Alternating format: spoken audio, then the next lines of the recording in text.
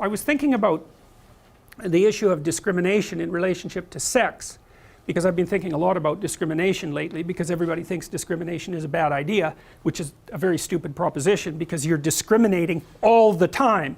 And the most fundamental form of discrimination is choice of sexual partner.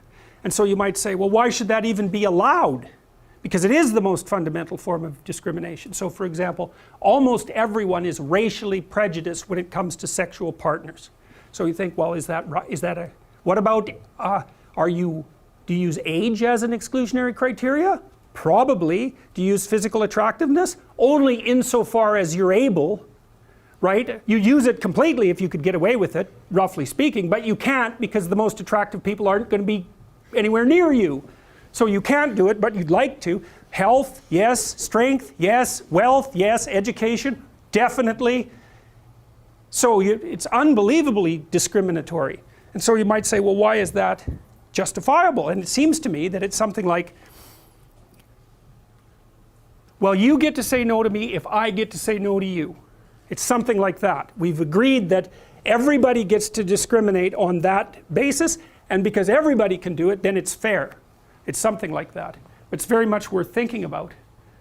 You know, I don't know if you know this, but in Huxley's book, Brave New World, where the family had been completely demolished, right, and children were conceived in bottles and given and produced in factories. So the whole idea of the relationship between sex and procreation had become a taboo.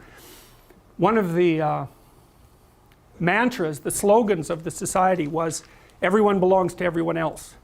And so it was actually a social faux pas to refuse to sleep with someone, just as it was a social faux pas to have any exclusionary relationship. Because another thing that you might notice is that there's nothing more discriminatory than falling in love with someone. It's like, you're special, and all the rest of you? No. So it's the ultimate exclusionary act, right? And yet we presume that that's an acceptable, not only acceptable, we demand that as a right. And well, that's worth thinking about a lot.